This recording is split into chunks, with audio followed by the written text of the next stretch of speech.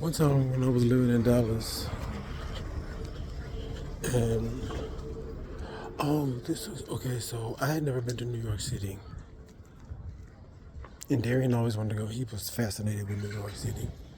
This is while me and him was dating. So I said, hey, why don't we go to New York for Thanksgiving? We can watch the Thanksgiving Day parade. He was like, okay, cool.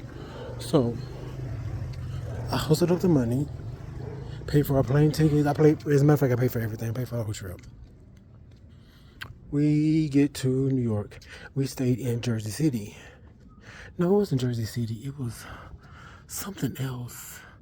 It was right across the bridge. It wasn't a bridge. We stayed in a hotel that was next to a mall, but it was in Jersey. And right outside the hotel was a train station. And it took you right into Manhattan. It took us to Christopher Street, as a matter of fact. I don't remember what the name of it was anyway. Okay, so we get there on Wednesday night. Thursday we got there Wednesday? Yes, it was Wednesday.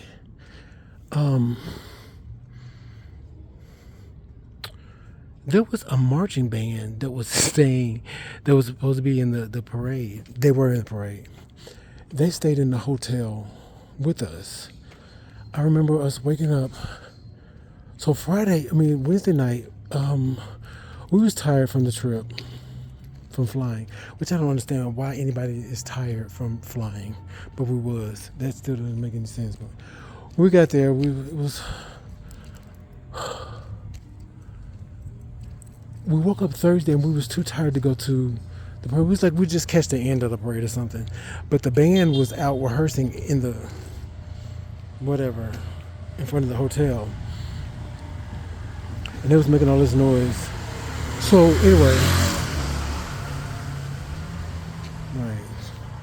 So anyway, we get up, start getting dressed, and so we missed the parade. I never got a chance to see the Macy's Thanksgiving Day Parade. I don't even think they do that anymore. They stopped doing it. So I'll never get a chance to see that in person. We just had to go to Canal Street, so we're walking around Manhattan. We caught the train into the city, and we're going to do some shopping. We're on Canal Street buying knockoff. And we're at some Chinese people's booth. I turn my back,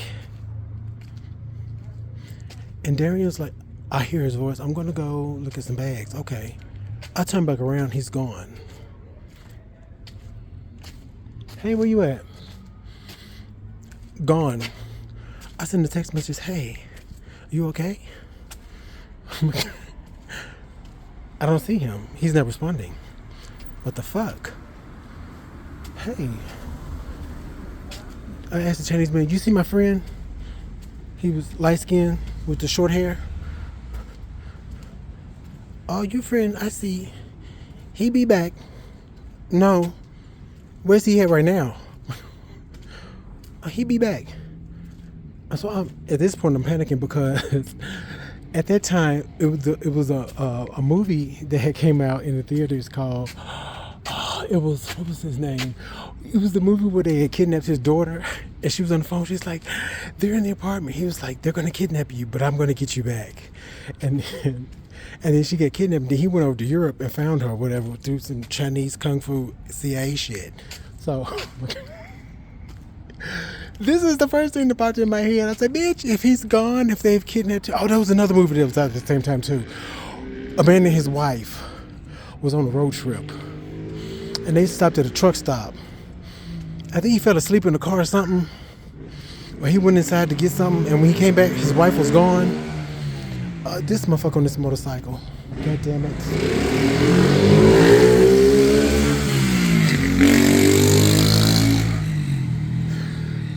That was another movie that was at the time too. So all of this is flashing in my head. I'm like, I'm starting to, baby, I was finna to flip that fucking booth upside down because my boyfriend was missing. I said, no, where's he at right now? I need him here now. Where's he at? He be back? No, I need wherever he is. I want to be there too. Where's he at? I done got loud. I'm finna turn into, I'm going from Negro to nigga real quick because my boyfriend is gone and we're in a different city and I don't know where the fuck he is. All of a sudden I turn back around and there he is. Hey, where the fuck you been? He was like, shh, shh. And he grabs me and takes me and pulls me up to the side. He was like, they had like a secret room in the back of the booth. No, you should, for real? He was like, yes. He said, bitch, I went back there and it was just purses everywhere.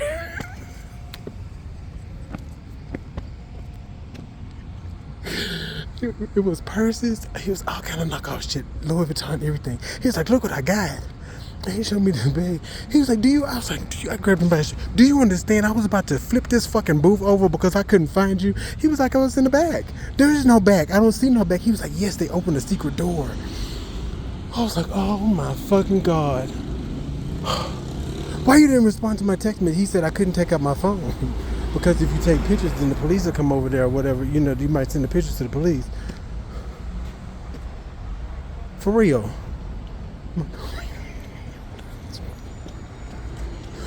I was finna fuck that shit up. He was like, oh, I'm sorry. Well, I got some bags. So that was my experience with Canal Street in Manhattan, New York City. Oh, baby, that weekend was a kiki. Oh, wait a minute. Okay, I'm gonna have to tell the next story in a second.